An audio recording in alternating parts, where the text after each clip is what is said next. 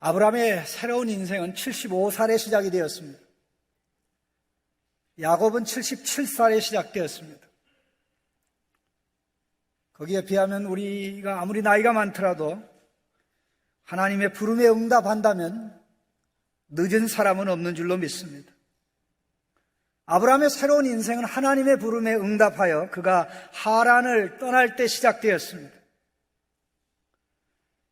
새롭게 시작된 그의 인생은 가정의 불행을 넘어서 인류의 불행을 해결하는 방향으로 하나님께서 사용하시고자 하였습니다. 우리는 단지 우리 문제를 해결받기 원하지만 하나님께서는 우리 문제를 해결할 뿐만 아니라 많은 사람들의 문제를 해결하기 위해서 우리를 불러 사용하신다는 사실에 놀라지 않을 수가 없습니다. 바로 그 주인공이 아브라함입니다. 아브라함의 인생은 이제부터 과거에는 그가 주관했던 주인이었던 인생이었다면 이제부터는 하나님께서 그의 주인이 돼서 이끌어 가시는 새로운 인생이었습니다. 주인이 바뀐 것입니다. 이제 그는 하나님이 이끄시는 대로 가나안 땅에서 새로운 인생을 살아야 됐는데 가나안 땅에서 살아가는 그의 새로운 인생은 그가 지금까지 70여 년 동안 살았던 과거 인생과는 다릅니다. 그가 지금까지 살았던 과거 인생이 정착민의 도시인으로서의 삶이었다면 이제 가나안 땅에서 살아야 될 삶은 나그네의 삶입니다. 어디 가도 정착할 것이 없는 나그네의 삶을 아브라함은 가나안 땅에서 살아야 됐습니다. 그것은 그가 택한 것이 아니라 하나님께서 말씀하시고 하나님께서 하신 말씀에 대한 반응으로 살기 시작한 삶입니다. 오늘 예수 믿는 우리 모두 역시 영원한 천성을 향해서 나아가는 나그네로 부름받았는 줄로 믿습니다. 오늘 이 말씀을 같이 생각하는 가운데 하나님께서 주시는 은혜가 있기를 간절히 바랍니다. 4절 말씀은 아브라함이 마침내 여호와께서 말씀하신 대로 하란을 떠나 가나안 땅에 들어왔다고 했습니다. 4절에 이에 아브라함이 여호와의 말씀을 따라 갔다 이렇게 나옵니다. 여호와의 말씀은 아브라함이 따라간 여호와의 말씀은 1절부터 3절에 기록된 내용입니다. 내 고향, 친척, 아비 집을 떠나 내가 너에게 보여줄 땅으로 가라. 내가 너로 큰 민족을 이루고 내게 복을 주어 내 이름을 창대하게 하리니 너는 복이 될지라. 너를 축복하는 자에게 복을 주고 너를 저주하는 자에게 내가 저주를 내리니 땅의 모든 족속이 너를 통해서 복을 받으리라. 이 말씀을 하나님이 하란에서 아브라함에게 하신 것이 아니라 갈대아 우르에서 하셨습니다. 그런데 이 말씀에 아브라함이 본격적으로 순종한 것은 갈대아 우르를 떠날 때가 아니라 하란을 떠날 때입니다. 굉장히 중요한 이야기입니다. 31절 말씀에 보면 데라가 그 아들 아브라함과 하란의 아들인 그의 손자 롯과 그의 며느리 아브라함의 아내 사레를 데리고 갈대아인의 우르를 떠나 가나안 땅으로 가고자 하더니 31절 말씀의 주어가 아브라함이 아닙니다. 아브라함에 붙인 데라입니다. 아브라함이 하나님의 부름을 받고 아버지를 설득해서 아버지 여기서 계속 살아서는 불행합니다. 이것을 떠나 새로운 곳에 가서 살아야 되겠습니다. 저는 하나님의 부름을 받았습니다. 이렇게 아버지를 설득해서 갈대아 우르를 떠났다고 할지라도 그 떠난 행위를 한 주체는 아브라함이 아니고 아브라함의 아버지라는 것입니다.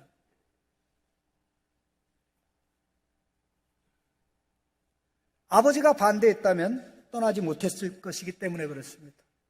또 아버지가 찬성을 했지만 가다가 방향을 틀었습니다.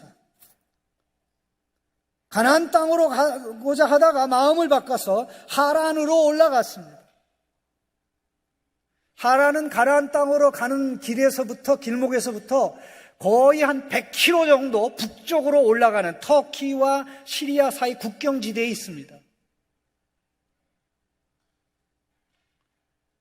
아버지가 아브라함의 말을 들으니까 떠난 것이고, 아버지가 방향을 바꾸니까 아브라함은 더 이상 가나안 땅으로 들어올 수 없었고 하란에 가서 정착하게 되었다는 것입니다. 사실 하란에 가서 정착하며 사는 가운데 돈도 많이 벌었습니다. 5절 말씀 보니까 아브라함이 그의 아내 사라와 조카 롯과 하란에서 모은 모든 소유와 얻은 사람들을 데리고 라고 보면 하란에 머물면서 사업을 잘한 것 같습니다.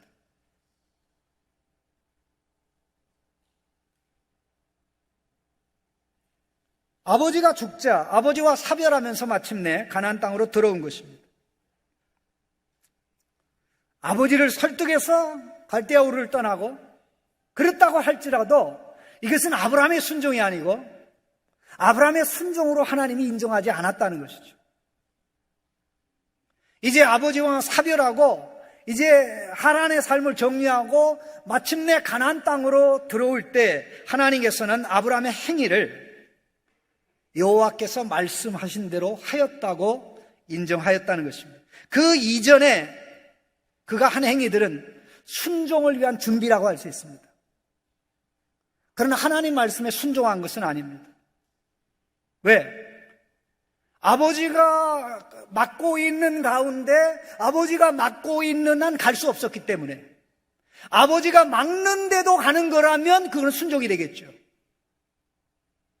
아버지가 허락하는 만큼 갔고 결국 아버지를 하나님이 데려가시니까 이제 움직일 수 있었다는 것입니다.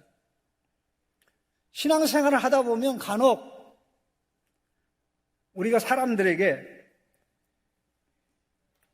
내가 기도하다 보니까 당신 목사 될 것 같다고, 혹은 당신 선교사 되어야 될 것 같다고, 또 자식에게 내가 너 낳느냐고 고생까나 했는데 너 낳을 때 서운했다, 너 목사 되라, 이렇게 되는 경우가 있습니다. 저는 총신에서 사역을 하면서 그런 학생들을 엄청나게 많이 봤습니다. 그들에게 제가 한결같이 얘기한 게, 하나님이 너를 목사로 불러 쓰시려고 하면 너에게 직접 부르지 네 부모를 통해서 부르지 않는다. 돌아가라. 부모의 서원 때문에 온 학생 중에 제대로 정신이 바로 박힌 학생이 하나도 없었어요. 사명의 길을 가야 될 게 난데 왜 다른 사람을 부릅니까? 선교사로 가야 될 건 왜 난데 다른 사람을 통해서 얘기합니까? 우리 아주 분명히 해야 됩니다. 하나님은 우리를 부릅니다. 내가 가야 되면 나를 불러 역사합니다. 부모님이 얘기할 수 있고, 이웃이 얘기할 수 있고, 친구가 얘기할 수 있지만 이것은 참고 자료일 뿐입니다. 그래서 얼마든지 버텨도 괜찮아요. 하나님, 부르실래면 저에게 직접 말씀하세요. 내가 가야 되는데 왜 내가 남의 말을 듣고 인생 이렇게 갑니까? 그렇게 할 수 없는 것이죠. 내 당사자인 내가 마침내 하나님의 부르심에 반응하여 움직일 때 하나님 말씀대로 했다고, 여호와의 말씀대로 했다고 하나님께서 인정해 주시는 것입니다. 말씀대로 왔습니다. 가나안 땅에 들어왔습니다. 근데 가나안 땅에 들어와 보니까 엄청나고 놀라운 게 기다리는 것이 아니었습니다. 아버지와 함께 갈대아 우리를 떠날 때 목적지가 가나안이다라는 것을 하나님이 깨닫게 하셨습니다. 그런데 막상 가나안 땅에 들어와 보니까 가나안 땅은 너무 초라하기 짝이 없었어요. 단지 초라할 뿐만 아니라 그 땅 가나안에 주인이 있었습니다. 6절에 아브라함이 그 땅을 지나 세겜 땅 모래 상수리 나무에 이르니 그때에 가나안 사람이 그 땅에 거주하였더라. 물론 여기 히브리어 원문에는 거주했다는 단어는 없습니다. 너무나 충격적이에요. 그냥 바로 그곳에 가나안 사람들이 있다 이렇게 돼 있습니다.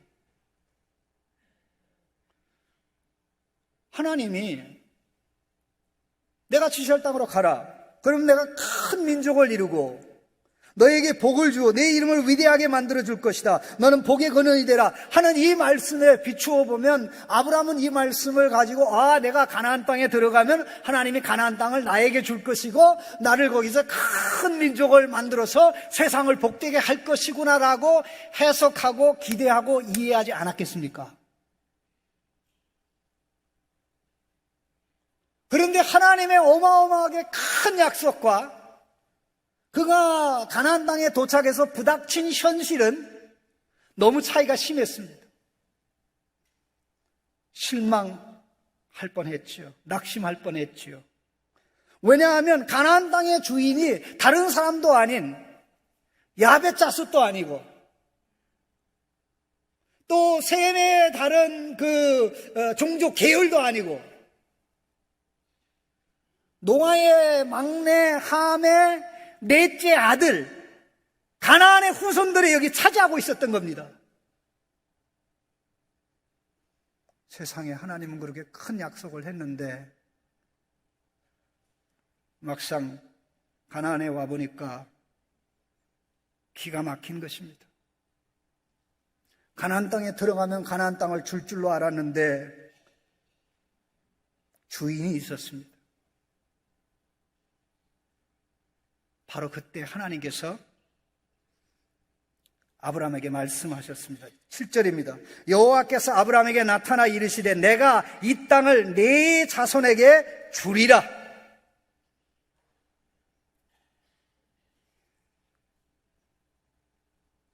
내가 이 땅을 네 자손에게, 사실 시브리어 원문에는 내 자손에게 이 땅을 주리라 이렇게 나옵니다. 내 자손, 너에게 준다는 말이 아니고 내 자손에게 준다는 말이야. 참 이거 놀라지 않습니까? 가나안 땅을 아브라함 살아생전에 아브라함에게 안 주신다는 말씀입니다.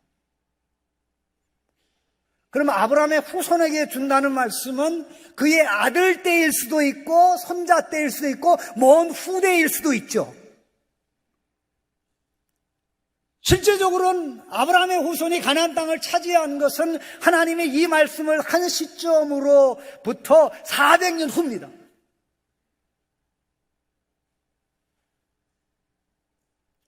하나님의 약속을 뻥튀기 튀기듯이 당장 받으려고 하다 보면 열나고 화나고요. 하나님에게 불평과 원망밖에 할 게 없습니다. 그렇다고 그 가나안 땅이 좋은 땅도 아니었습니다. 아프리카와 같은 이 문명의 4대 문명의 발상지 중에 하나가 메소포타미아인데 거기서 나와서 가나안 땅에 들어왔으니 그것마저도 지금 아브라함에게 주지 않고 그의 후손에게 준다니,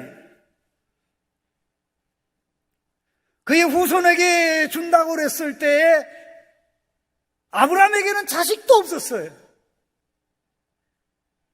만일 후손이 생기지 않는다면 이건 남불고품이 되는 것이지요. 가나안 땅은 주인이 있고 하나님은 당장 안 주시고 훗날에 주신다고 하니 이 괴리감을 어떻게 극복하겠습니까? 그런데요, 아브라함은요 그 현실을 그대로 받아들이고 그 현실을 하나님이 그에게 나타나 말씀하신 대로 그대로 받아들였습니다. 믿음이 뭡니까? 하나님이 주신 말씀으로 현실을 보는 것입니다. 욕심으로 현실을 보는 것이 아니고, 욕심으로 현실을 보고 내 것으로 주장하고 삼는 것이 아니고, 내 것이라고 선포하는 것이 아니고, 어떤 사람들이 이 이스라엘 백성이 여리고성을 이렇게 계속 돌듯이 오늘 이 시대도 내가 소유하고 싶은 물건을 여러 번 돌면서 이건 내 거야 하고 선언하면 내 것 되는 거 아닙니다.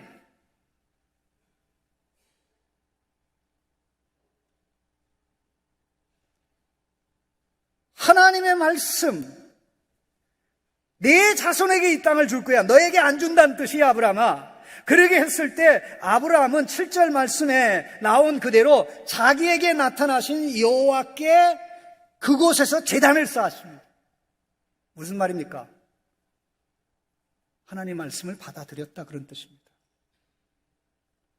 하나님 말씀 받아들이는 것이 신앙입니다. 하나님 말씀에 순종으로 반응하는 것이 믿음입니다. 그가 쌓은 제단은 감사의 제단입니다. 하나님은 말씀하기 위해서 아브라함에게 나타났고, 나타나신 하나님은 아브라함에게 말씀했고, 아브라함은 나타나신 여호와 하나님께 제단을 쌓았습니다. 하나님, 이게 제가 기대한 건 아니지만, 저는 당장 이걸 받기를 원하지만 하나님이 후대에 주신다니 그걸 받아들이겠습니다. 그래서 감사의 제단을 쌓은 것입니다. 그런데 그때부터 새로운 인생이 시작되었습니다. 지금까지 한 번도 살아보지 못했던 종류의 인생을 살아야 됐습니다. 그게 무엇입니까? 나그네의 삶입니다. 그는 70평생 도시인으로 살았습니다. 고도로 문명이 발달한 하란이라는 곳, 그게 두 번째로 발달한 도시죠. 거기서는 기간이 얼마 안 됩니다. 그리고 메소포타미아, 갈대아 우루, 거기서 70평생 살았습니다. 우리 잘 알고 있지 않습니까? 귀농. 귀농이 좋다 해가지고 많은 사람들이 다 보따리 싸고 내려갔다가 몇 년도 버티지 못하고 다시 돌아왔다는 이야기 아마 한두 번쯤은 들으셨을 줄 압니다. 이게 쉬운 게 아니에요. 도시인이 시골로 내려가서 정착하는 것. 아브라함은 평생 도시에서 살았습니다. 그러나 그가 도착한 가나안은 인프라가 되어진 것이 하나도 없어요. 그런데 거기서 정착할 마음이 있었는데 하나님은 너 이 땅 네 땅 아니야. 내가 내 자손에게 줄 때까지 기다려. 그럼 뭘 해야 됩니까? 계속 옮겨 다녀야 되죠. 그럼 뭘로 살아야 됩니까? 유목민처럼 옮겨 다니며 살아야 됐던 것입니다. 유목민이 정착민으로 사는 것도 어렵고요. 정착민이 유목민으로 사는 것도 어렵습니다. 실제적으로 정착민이 유목민처럼 사는 게 훨씬 더 어려워요. 지금으로부터 10수년 전에 에집트에서 이런 일이 있었습니다. 에집트 그 시나이 반도 쪽에는 유목민들, 소위 베두인들이 굉장히 많습니다.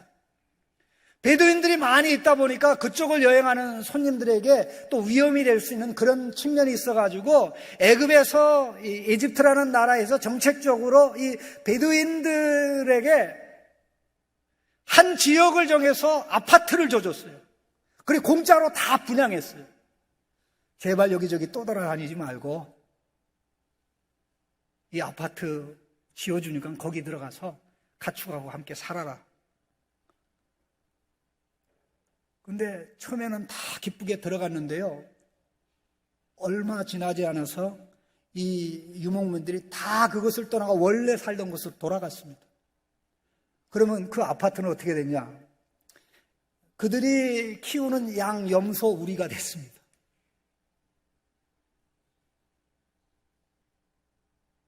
삶의 방식이 바뀌는 거, 이게 쉬운 게 아니에요. 아브라함의 인생이 뿌리째 뽑혀서 한 곳에 정착된, 마치 나무를 뿌리째 뽑아서 옮길 때 굉장히 힘든 것보다 더 힘든 게 이제 한 곳에 정착하지 못하고 1, 2이동, 저리 이동, 또 이동하는 나그네, 좋은 말이 나그네지 그야말로 정처 없는 방랑자의 삶이 아닙니까? 왜 아브라함이 이렇게 살아야 됐습니까? 아브라함이 택한 것 아닙니다.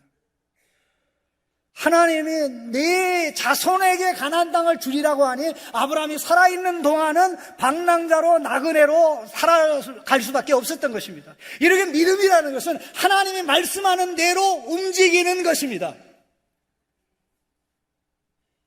내가 고집을 부리고 아집을 부리고 하나님을 설득시켜서 내가 원하는 대로 이끌어간다면 그 하나님은 내가 만든 하나님이지, 천지를 창조하고 모든 것을 주권적으로 다스리게 이끌어가는 성경의 하나님, 예수 그리스도의 아버지, 우리의 구원자는 아니십니다.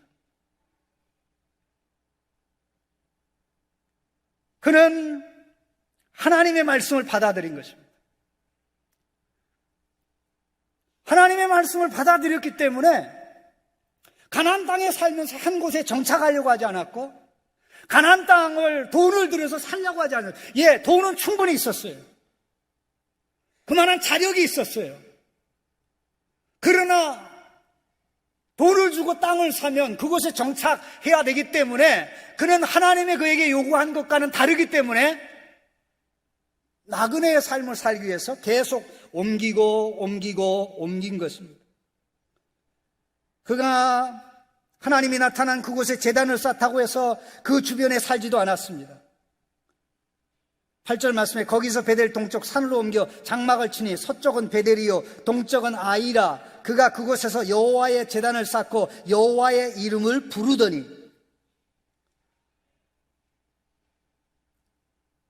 장막을 쳤고 장막을 친 그곳에 제단을 쌓았으니 거기서 영구적으로 살아야죠. 아닙니다. 또 이동했습니다. 왜? 나그네니까. 가나안 땅을 아브라함 당대에 주시지 않는다고 그런 취지로 말씀하셨으니까 아브라함의 삶의 환경은 계속 바뀝니다. 계속 이쪽에서 저쪽으로, 저쪽에서 이쪽으로, 물론 이제 북쪽에서 내려와가지고 남쪽으로 내려가는 것입니다. 그래서 9절 말씀에 점점 남방으로 옮겨갔더라 이렇게 돼 있는데요, 아브라함이 여행을 좋아해서 그거 아닙니다. 하나님이 가나안 땅을 당장 그에게 안 주신다고 했기 때문에 나그네의 인생을 살기 시작한 것입니다. 그런데 놀라운 것은 어디 가든지 그런 제단을 쌓습니다. 제단을 쌓고 여호와의 이름을 불렀습니다. 제단을 쌓았다는 언급은 노아 이후에 두 번째로 나오는 내용이고요, 여호와의 이름을 불렀다는 것은 창세기 5장에 셋의 후손들이 여호와의 이름을 부르기 시작했다는 언급 다음에 처음으로 나오는 것입니다.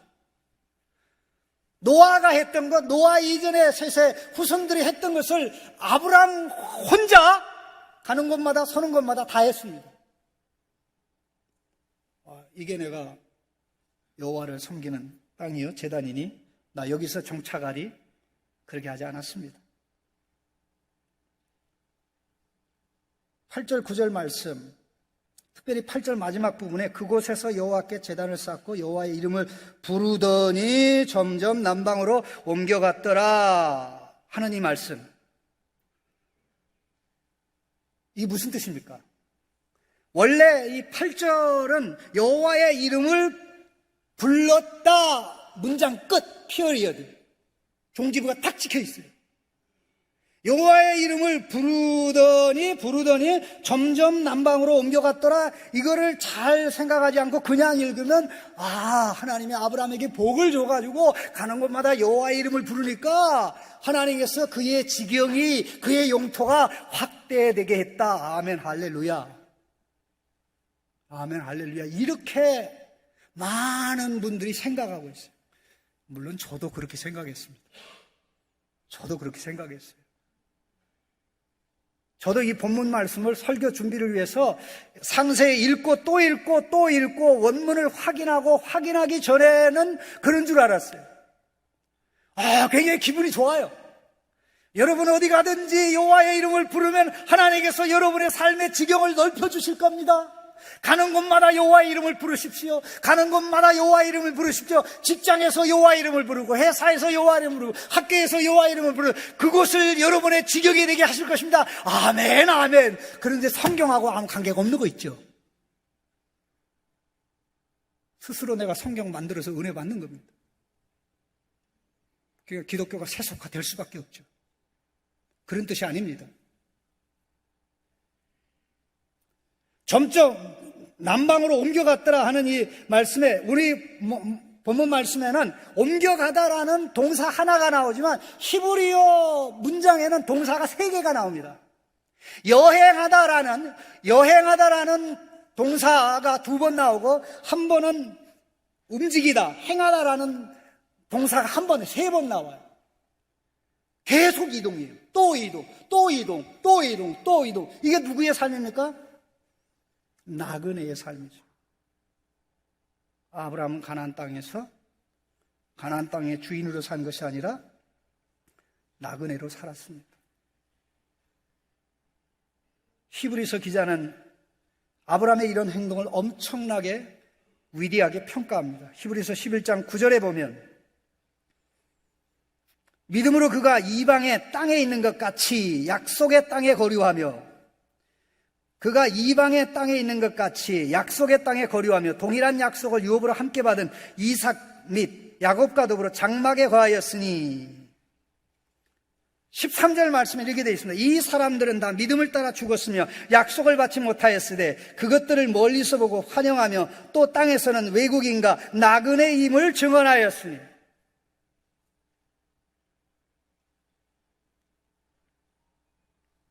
그는 가나안 땅에 들어와서 가나안 땅의 약속을 하나님께서 후대 시련에 줄 것을 기다리면서 깨달은 게 하나님의 가나안 땅 약속을 통해서 그에게 약속한 것은 이 조그만 강원도 정도밖에 안 되는 그 땅이 아니라 영원한 하늘이라는 걸 알았어요. 본향, 천성, 터가 하늘에 있는 그곳.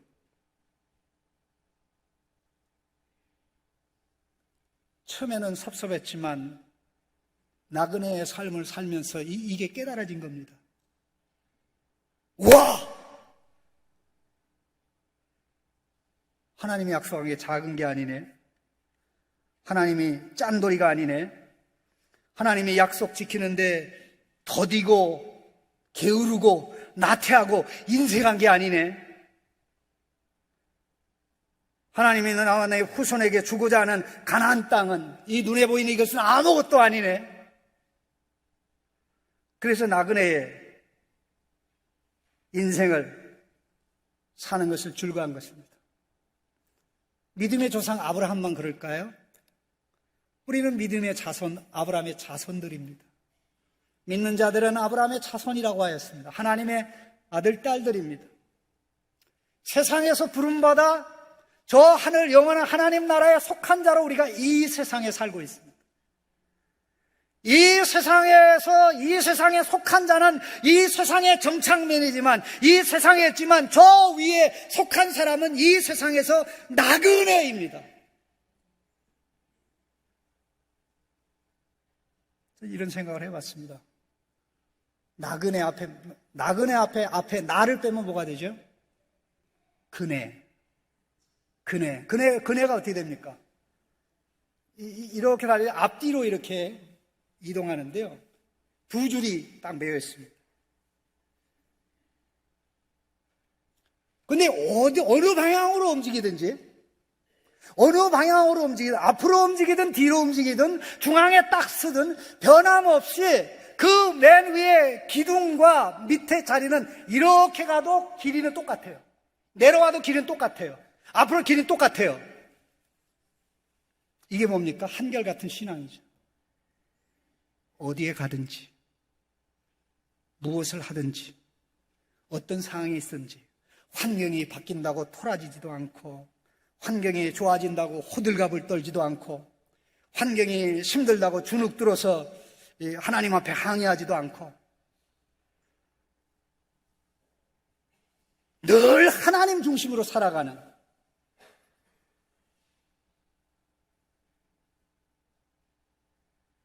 왜 하나님께서 아브라함을 영적인 바벨론으로 상징되는 메소포타미아에서 불러내셨을까요?